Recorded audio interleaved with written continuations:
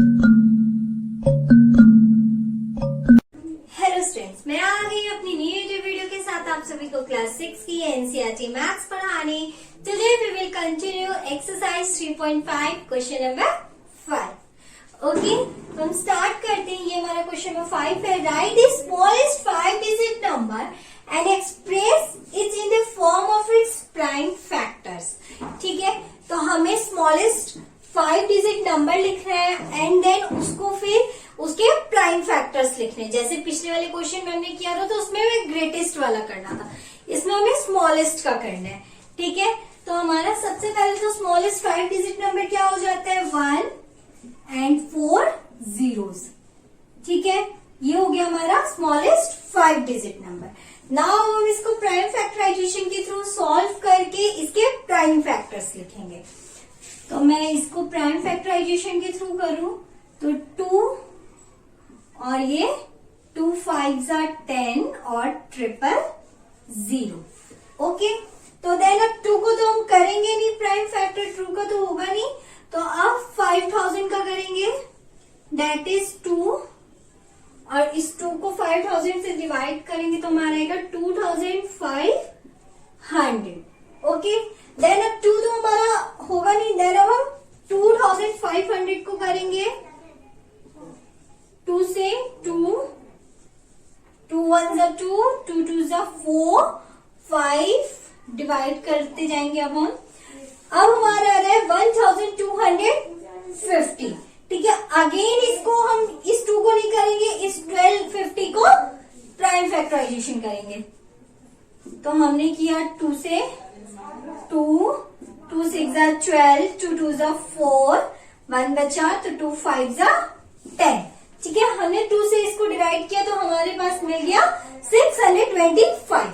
Now 625 है, तो ये तो अब 2 से तो एक्सपेंड होगा नहीं, 2 से इसका डिवाइड हो नहीं पाएगा, तो हम इसको 5 से करेंगे। ओके, 5 से करेंगे तो हमने यहाँ 5 लिखा। Now 5 1s are 5, then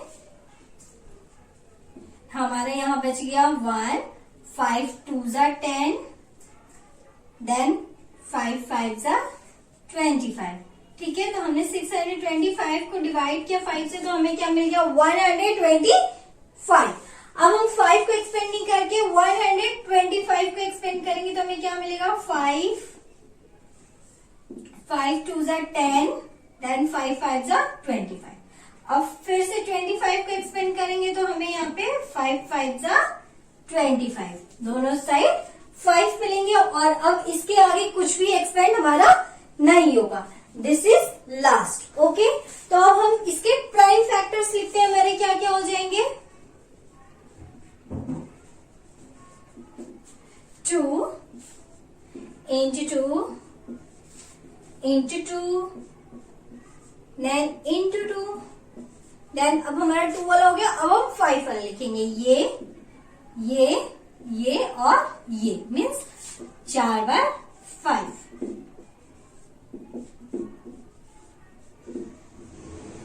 okay, तो ये हमारे हो गए prime factor. 2 into 2 into 2 into 2 5 into 5 into 5 into 5। ठीक है, इस तरह से हमने 10,000 को लिया था हमारा स्मॉलेस्ट 5 डिजिट नंबर, देन उसको हमने प्राइम फैक्टराइजेशन के थ्रू ऐसे सॉल्व किया। ठीक है, ये हमारे प्राइम नंबर्स हैं, प्राइम फैक्टर्स हैं। ठीक है, तो ये था हमारा question number 5। Now let's come to the question number 6। Okay students, so we have a question number 6. Find all the prime factor of 1729 and arrange them in ascending order. Now state the relation if any between two consecutive prime factors. ठीक है, तो हमें यहाँ पे एक number दिया 1729। पहले तो इसे हमें एक्सपेंड करके मीन्स प्राइम फैक्टराइजेशन के थ्रू सॉल्व करके इसके प्राइम फैक्टर्स लिखने हैं। देन उस प्राइम फैक्टर्स के बीच अगर कोई रिलेशन है तो हमें वो रिलेशन फाइंड करना है। तो अब हम पहले इस नंबर को प्राइम फैक्टराइजेशन के थ्रू सॉल्व करते हैं और इसके प्राइम फैक्टर्स लिखते हैं। नंबर है हमारा 1729। अब 1729 के प्राइम फैक्टर्स यहाँ पे क्या होंगे, तो हम देखते हैं ये नंबर हमारा 2 से डिविजिबल नहीं होगा क्योंकि लास्ट में 9 है। देन इसको हम ऐड करके देखते हैं 3 से होगा कि नहीं। 7 + 1 8, 8 to 10 और 10 + 9 is equal to 19। That means ये 9 3 से भी नहीं है, देन ये 4 से भी नहीं है, ये 5 से भी नहीं है, ये 6 से भी नहीं है, क्योंकि जब 2 और 3 दोनों से नहीं हुआ तो ये 6 से भी नहीं होगा। ये 7 से हो सकते हैं, 7 से हम करके देखते हैं, ठीक है। 7 को अगर हम इधर डिवाइड करें 1 7 2 9 को, 7 2 = 14, 3 7 4 = 28, 4 देन 9 7 7 = 14। दैट मीन्स ये डिवाइड हो जाएगा ये नंबर कितने बार में, 247 बार में, ठीक है। अब ये नंबर हमारा 7 से हमने इतना कर लिया, 7 हमारा अब प्राइम फैक्टर है, अब हम इसे आगे एक्सप्लेन नहीं करेंगे। देन 247 को करेंगे। अब 247 हमारा किससे कट होगा, 2 से लेकर 6 तक के तो नंबर्स होंगे नहीं, एंड देन 7 से करके देखेंगे तो ये 7 से भी नहीं होगा, 8 9 10 11 12 इन सब से नहीं होगा, ये होगा 13 से। अब हम 13 से डिवाइड करके देखते हैं 247 को। 13 1 = 13, क्योंकि 2 बार में लेके जाएंगे तो ज्यादा हो जाएगा, यहाँ पे बचा 7, तो 13 9 = 117, ठीक है। दैट मीन्स ये नंबर हमारा 19 बार में 13 से होगा, तो 13 और यहाँ 19, ठीक है। अब आप देखो तो दोनों ही नंबर हमारे प्राइम नंबर है, 13 is also a prime number and 19 is also a prime number.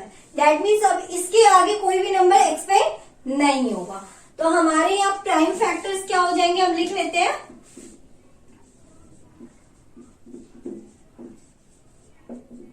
2 × 13 × 19। हमें यहाँ पे कहा था ना, arrange in them in ascending order. Ascending order means छोटे से बड़े में, तो देखो हमारे ये छोटे से बड़े में अरेंज है, 2 × 13 × 19। अब हम देखेंगे कि हमारा इसके बीच में डिफरेंस क्या है, ठीक है। सॉरी यहाँ मैंने 2 लिख दिया, यहाँ 7 होगा, ठीक है। 7 × 13 × 19। अब हम इसका डिफरेंस निकालते, क्या होगा, 7 से 13 के बीच का डिफरेंस क्या आ रहा है, 6। अगर 13 में मैं 7 माइनस करूं तो 6 आएगा। देन 13 और 19 के बीच का भी डिफरेंस क्या आ रहा है, 6। मीन्स कॉन्सिक्यूटिव प्राइम फैक्टर्स के बीच का डिफरेंस क्या आ रहा है, 6, ओके। और यही हमारा रिलेशन है, ठीक है। तो ये था हमारा question number 6। Now let's come to the question number 7. Okay students, so here is the question number 7. The product of 3 consecutive number is always divisible by 6. यहाँ पे हमें कह रहे हैं कि 3 जो नंबर हमारे होंगे कॉन्सिक्यूटिव नंबर, ठीक है। कॉन्सिक्यूटिव नंबर तो आपको पता ही क्या होते हैं, जो हमारे लगातार नंबर्स होते हैं, लगातार काउंटिंग वाले, ठीक है। तो उन तीनों का प्रोडक्ट जो होगा वो हमारा 6 से डिविजिबल होगा, ठीक है। Verify the statement with the help of some examples. हमें इस स्टेटमेंट को एग्जांपल्स के थ्रू यहाँ पे बताना है। तो अब हम करते हैं, कैसे होगा हमारा कि 3 कॉन्जिक्यूटिव नंबर क्या हमेशा 6 से डिविजिबल होंगे, तो ये हम एग्जांपल्स लेके देखते हैं। Let's take a example, like मैंने लिया 1 × 2 × 3। हमें तो नंबर लेने लगातार काउंटिंग वाले, ये हमारे कॉन्जिक्यूटिव नंबर्स है, 1 × 2 × 3। अगर मैं इनका प्रोडक्ट निकालूं, 1 2 = 2 और 2 3 = 6 और 6 is divisible by 6। That means ये 6 हमारा 6 से डिविजिबल हो रहा है, और इसका क्वेश्चन डाल है 1। जब तक रिमाइंडर 0 आ गया, दैट मीन्स ये नंबर इससे डिविजिबल है। अब मैं अगर कोई और एग्जांपल लेके करूं, लाइक 5 × 6 × 7। इसका अगर मैं प्रोडक्ट निकालू तो 5 6 = 30 एंड 37 = 210, और 210 भी हमारा 6 से डिविजिबल होगा। कैसे, देखो यहाँ पे मैं साइड में डिवाइड कर देती हूँ। 6 3 = 18, यहाँ आया हमने माइनस किया तो 3 और यहाँ 0, 6 5 = 30। दैट मीन्स ये 210 नंबर भी हमारा 6 से डिविजिबल है, ठीक है। दैट अगर मैं अब कोई और बड़ा नंबर लू, लाइक 7 इंटू 8 इंटू 9, ठीक है। 7 8 56, 56 में अगर मैं 9 का प्रोडक्ट करके बताऊं कितना आता है, 9 5 45, 9 6 54, 4 5 कैरी, 9 5 45, 45 में 5 ऐड किया 50। यहाँ हमारा प्रोडक्ट आ गया इसका 504। अब हम लोग को देखना है कि क्या ये नंबर हमारा 6 से डिविजिबल है। तो 6 5 36, 6 36, 6 7 42, 6 8 48, 8 बार में जाएगा ये, तो मैं पहले यहाँ 8 लिख लेती हूँ, इसको माइनस करेंगे तो 2 बचेगा, और 6 4 24 बार में ये कट हो जाएगा। दैट मीन्स देखो हमने जितने भी एग्जांपल्स दिए सबका प्रोडक्ट निकाल के हमने देखा तो सारे नंबर हमारे 6 से डिविजिबल हो रहे हैं। तो मैंने इस स्टेटमेंट के एग्जांपल के थ्रू इस नंबर को प्रूव कर दिया कि जितने भी 3 कॉन्जिक्यूटिव नंबर के प्रोडक्ट हम निकालेंगे वो हमेशा 6 से डिविजिबल होंगे, ठीक है। एक चीज अब आप इसमें और देखो कि हमें इसमें इजिली ऐसे डिवाइड करके जरूरी नहीं है निकालना, हम नॉर्मली भी इजिली भी पता कर सकते हैं कैसे 6 से डिविजिबल है। तो देखो अगर मैंने यहाँ पे 3 कॉन्जिक्यूटिव नंबर लिए 1 इंटू 2 इंटू 3, तो आप देखोगे कि एक नंबर तो यहाँ पे इवन है ही है, दैट मीन्स ये नंबर इवन नंबर है, तो दैट मीन्स ये नंबर 2 से डिविजिबल होगा, ठीक है। अब एक चीज और देखो कि यहाँ पे देखो तीनों में देखना 3 6 9 तीनों ही नंबर यहाँ पे 3 के मल्टीपल हो रहे हैं। मीन्स यहाँ पे जो भी हम 3 कॉन्जिक्यूटिव नंबर लेंगे उसमें एक नंबर तो हमारा इवन जरूर होगा, 2 भी आ सकते हैं लेकिन एक तो हमारा जरूर होगा ही होगा, ठीक है। एंड सेकेंड कंडीशन हमारी क्या होती है कि कोई भी एक नंबर हमारा 3 का मल्टीपल जरूर होगा। तो देखो यहाँ पे 2 एक इवन नंबर था एंड ये 3 का मल्टीपल था, तो दैट मीन्स ये 2 इवन नंबर था तो 2 से डिविजिबल था, एंड 3 का मल्टीपल था तो 3 से भी डिविजिबल था। दैट मीन्स 2 एंड 3 से जब ये दो नंबर डिविजिबल है, यहाँ पे 2 एंड 3 आ गया, तो वो नंबर तो 6 से ऑब्वियसली बात है डिविजिबल होगा, क्योंकि हमने 6 का डिविजिबिलिटी रूल पढ़ा था कि अगर वो 2 एंड 3 से डिविजिबल होगा तो वो 6 से भी डिविजिबल होगा, ठीक है। तो यहाँ पे हमारा क्या हो गया, मल्टीपल ऑफ 3 हमारा सेकेंड कंडीशन हो गया। ओके, सो ये था हमारा question number 7। Now let's come to the question number 8। Okay students, so here is the question number 8. The sum of 2 consecutive odd number is divisible by 4. Verify this statement with the help of some examples.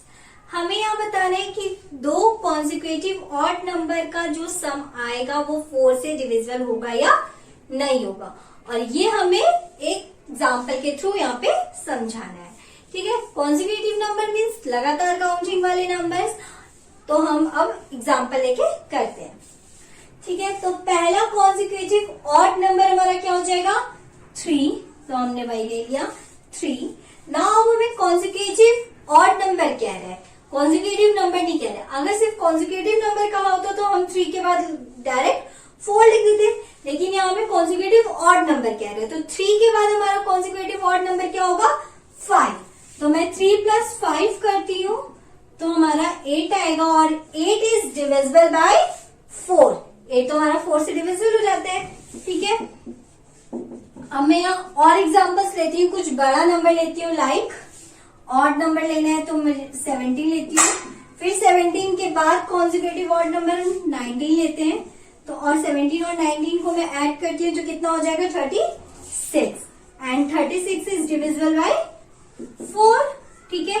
अब मैं और बड़ा number लेती हूँ ताकि आप लोग को कंफ्यूजन ना हो, कोई भी ऑड नंबर ले लो। अब आप यहाँ पे 255 + 257, ठीक है। मैंने ये 2 नंबर लिए कॉन्जिक्यूटिव ऑड नंबर। अब पहले मैं इनका सम निकालूंगी, 255 + 257, 7 + 5 12, 2 1 कैरी, 10 11 1 कैरी 5, हमारा सम क्या आ गया 512। अब मैं ये देखूंगी कि ये क्या ये नंबर 4 से डिविजिबल है, तो 4 1 = 4, एक यहाँ पे बचेगा, तो 4 2 = 8, 3 बचेगा, और 4 8 = 32। दैट मीन्स ये नंबर हमारा 4 से डिविजिबल हो रहा है। तो यहाँ कहने का मतलब है कि चाहे हम कितना भी छोटा नंबर लें या कितना भी बड़ा नंबर लें, हमारा दो कॉन्जिक्यूटिव ऑड नंबर का सम इज ऑलवेज डिविजिबल बाय 4। ठीक है, तो ये स्टेटमेंट हमारी प्रूफ हो गई। ये था हमारा question number 8। Now let's come to the question number 9।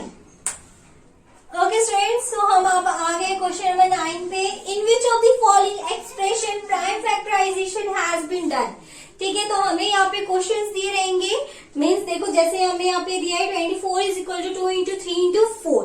तो अभी हमें बताना है कि क्या ये जो हमें नंबर्स दिए 2 इंटू 3 इंटू 4 करके ये प्राइम फैक्टराइजेशन किए हुए हैं। मीन्स तो पहले अब हम इसका 24 का प्राइम फैक्टराइजेशन निकाल के देखेंगे कि क्या ये जो नंबर दिए हमें ये हमारे प्राइम फैक्टर्स है कि नहीं। 24 का अगर मैं प्राइम फैक्टराइजेशन निकालूं तो पहले मैं इस नंबर को 2 से कट करूंगी, 2 और यहाँ 12। ठीक है, अब 12 को मैं यहाँ पे करूं तो 2 देन 6। अब फिर इसको करूं तो 2 इंटू 3। ठीक है, दैट मीन्स पहले तो 2 इंटू 12 24 आ जाएगा, फिर 2 इंटू 6 12 आ जाएगा, 2 इंटू 3 6 आ जाएगा।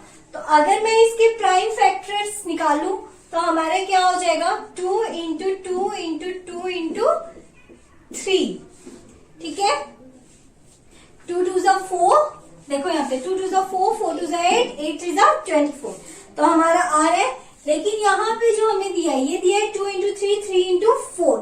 2 इंटू 3 तो हमारा प्राइम फैक्टर्स था, ये सही था, बट ये जो 4 हमें दिया है ये हमारा प्राइम फैक्टर नहीं है।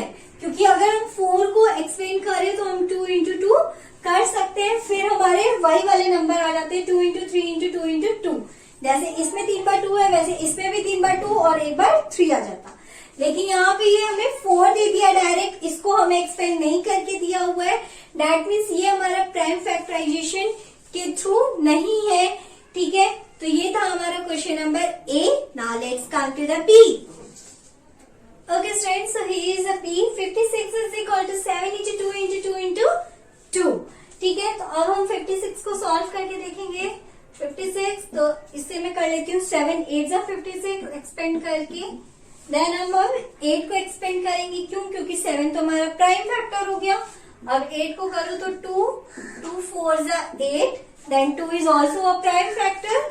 नाउ लेट्स सॉल्व 4, 2 2 जा 4। ठीक है, तो अब इसके बाद तो होगा नहीं, तो अगर मैं इसके प्राइम फैक्टर्स लिखूं तो क्या हो जाएंगे 7 इंटू 2 इंटू 2 इंटू 2। और देखो यही सेम हमारा क्वेश्चन में भी दिया हुआ है। दैट मीन्स ये स्टेटमेंट हमें प्राइम फैक्टराइजेशन के थ्रू करके किया है, और इसको हम सिंपल देख के भी पहचान सकते हैं क्यों 7 is a prime factor, 2 2 2 is also a prime factor. That means यहाँ पे हमें कोई भी ऐसा नंबर नहीं है जिसको हमें एक्सपेंड करना पड़े, तो इसीलिए ये वाला स्टेटमेंट हमारा यस हो जाएगा कि yes this statement solve by prime factorization. ये प्राइम फैक्टराइजेशन के थ्रू ही, यहाँ पे हमें कोई भी कंपोजिट नंबर नहीं दिया हुआ है, सारे यहाँ पे हमें प्राइम नंबर्स गिवन है। ठीक है, तो ये था हमारा B. Now let's come to the C. Okay students, so here is a C. 70 is equal to 2 into 5 into 7। इसमें हम सिंपली भी देख के बता सकते हैं ना, क्योंकि 2 हमारा प्राइम फैक्टर है, 2 is a prime number, 5 is also a prime number and 7 is also a prime number. 2 into 5 into 7 है, तीनों नंबर हमारे प्राइम है। दैट मीन्स ये प्राइम फैक्टराइजेशन की थ्रू है। लेकिन हम एक बार सॉल्व करके भी देख लेते हैं कि हमारा भी यही आ रहा है कि नहीं। 70 को करते हैं, तो अगर मैं इसको पहले 7 से कर दूं, 7 7 10 जा 70, देन 10 को एक्सपेंड करूं, 2 5 जा 10। ठीक है, जरूरी नहीं कि जैसे मैंने किया वैसे ही करूं, आप पहले 2 से भी कर सकते हो, 5 से भी कर सकते हो, किसी से भी कर सकते हो। ठीक है, जिससे ये 70 नंबर हमारा कट हो। तो मैंने 7 10 जा 70 करके फिर 10 को एक्सपेंड किया, 2 5 जा 10। तो अगर मैं अब इसके फैक्टर्स लिखूं तो हमारे क्या हो जाएंगे 7 इंटू 2 इंटू 5। ठीक है, देखो हमारे वही फैक्टर्स सारे, बस ये नंबर उल्टे पुल्टे हो गए। ठीक है, इन्हें अरेंज कर लूंगी तो वही आ जाएगा 2 इंटू 5 इंटू 7। दैट मीन्स ये वाला नंबर हमारा, ये स्टेटमेंट प्राइम फैक्टराइजेशन के थ्रू है। हमने दो तरीके से देख लिया, एक तो ऐसे सॉल्व करके और दूसरा सिंपली देख के कि ये देखो ये सारे नंबर्स हमारे प्राइम नंबर्स है। So this statement are solved by prime factorisation. तो यस, ठीक है। तो ये था हमारा C. Now let's come to the last one, that is D. Okay students, so here is a D. 54 is equal to 2 into 3 into 9। हम देखो पहले हम इजिली देख के बता सकते हैं कि ये हमारा प्राइम फैक्टराइजेशन के थ्रू नहीं हो रहा है। क्यों? 2 तो हमारा प्राइम नंबर है, 3 भी हमारा prime number, but 9 is not a prime number. 9 को हम एक्सपेंड करके 3 3 जा 9 कर सकते थे, तब 2 इंटू 3 इंटू 3 इंटू 3 करके हमारा ये हो जाता। अब हम इसे सॉल्व करके देख लेते हैं। 54 को एक्सपेंड करूँ तो 2, यहाँ 27। नाउ 27 को सॉल्व करूँ, 3 9 जा 27, 9 को करूँ तो 3 3 जा। अगर मैं इसके प्राइम फैक्टर्स लिखूं तो क्या हो जाएंगे? 2 इंटू 3 इंटू 3 इंटू 3, ये हमारे हो जाएंगे प्राइम फैक्टर्स। लेकिन यहाँ पे क्या दिया? 2 इंटू 3 इंटू 9, मीन्स ये 2 इंटू 3 तो दिया है, लेकिन ये जो 3 इंटू 3 था हमारा, इसको इसने प्रोडक्ट करके यहाँ पे 9 लिख दिया है। तो डेट मीन्स ये हमारा प्राइम फैक्टराइजेशन के थ्रू नहीं हो रहा है, तो यहाँ पे हो जाएगा आंसर नो। ठीक है, तो ये हमारा क्वेश्चन नंबर 9 का लास्ट पार्ट था। Now let's come to the question number 10। Okay, students, so here is the question number 10. Determine if 25110 is divisible by 45. हमें देखना है कि क्या ये नंबर 25110 45 से डिविजिबल है। तो हमारे पास तो दो तरीके देखने के, एक तो चाहे हम इसको डायरेक्ट 45 से डिवाइड कर दें, ठीक है। अगर वो करेंगे तो थोड़ा लॉन्ग प्रोसेस हो जाएगा, तो मैं इसको शॉर्टकट तरीके से करती हूँ और इजिली भी रहेगा वो, ठीक है। कैसे? यहाँ हमें 45 दिया है, तो 45 के मैं फैक्टर्स लिख लेती हूँ। तो 45 के अगर मैं फैक्टर्स लिखूंगी तो क्या होंगे? 5 9 जा 45, ठीक है। 5 और 9 हमारे 45 के फैक्टर्स हो गए। तो अब मैं देखूंगी कि 25110 हमारा 5 और 9 से डिविजिबल है कि नहीं। अगर ये नंबर हमारा 5 और 9 से डिविजिबल हुआ, डेट मीन्स ये नंबर हमारा 45 से भी डिविजिबल होगा। इसका प्रोडक्ट है 45, है ना। तो अगर ये नंबर इन दोनों नंबर से डिविजिबल हुआ, 2 और 3 वाले कंडीशन की तरह, अगर इन दोनों से डिविजिबल हुआ तो हमारा 45 से भी डिविजिबल होगा। तो मैं चेक करती हूँ 5 से डिविजिबल है कि नहीं। इसके लिए रूल क्या था? लास्ट में चाहे तो 0 हो या 5 हो। तो यहाँ पे लास्ट में 0 है, डेट मीन्स ये नंबर हमारा 5 से डिविजिबल है, ठीक है। अब 9 के लिए हमें क्या देखना था कि इन डिजिट्स का सम जो भी आएगा वो 9 का डिविजिबल होना चाहिए। तो मैं अब इनका सम निकालती हूँ। 2 + 5 + 1 + 1 + 0, 5 2 7, 7 + 1 8, 8 1 + 9, 9 + 0 is 9। अब 9 हमारे पास सम आ रहा है, तो अब ये 9 से डिविजिबल होगा, 9 1 जा 9। दैट मीन्स ये नंबर हमारा 9 से भी डिविजिबल है। और जब ये दोनों ही नंबर ये नंबर 5 और 9 दोनों से डिविजिबल है, दैट मीन्स ये नंबर हमारा 45 से भी डिविजिबल है, ठीक है। तो इसका मतलब ये 25110 हमारा 45 से डिविजिबल है, ठीक है। इजिली तरीके से हमने कर लिया।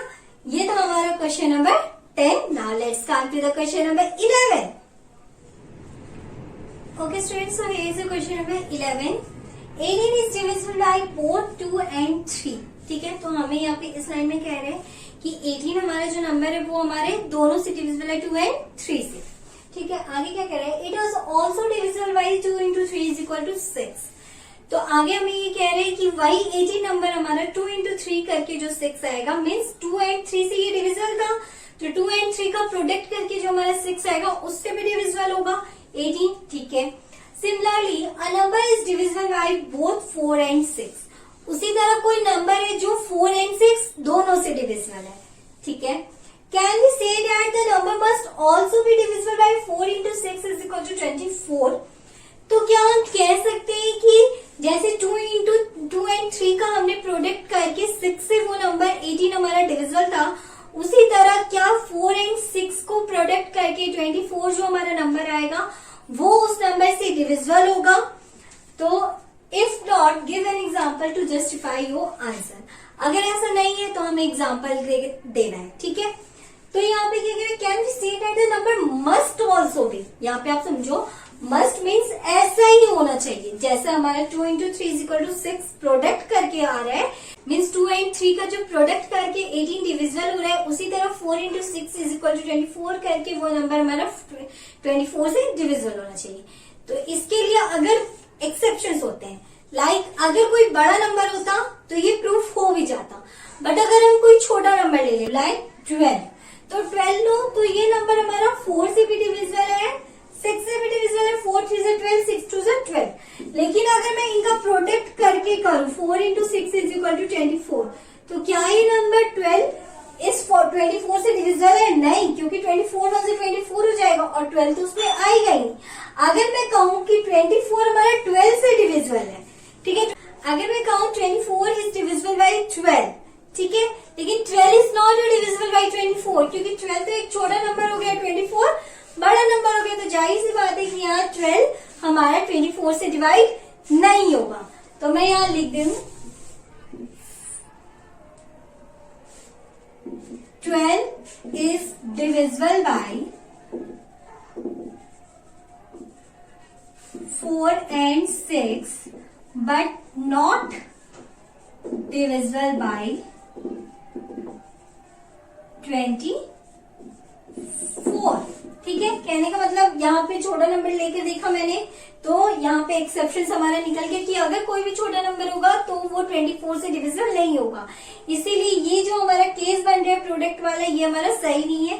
2 इंटू 3 तो हमारा हो जाएगा करके, 6 से भी डिविजिबल हो जाएगा अगर वो छोटा नंबर होता भी तो, लेकिन यहाँ 4 इंटू 6 इज इक्वल टू 24 करके यहाँ हमारा छोटे नंबर से डिवाइड नहीं होगा, इसीलिए ये हर केस में अप्लाई नहीं होगा।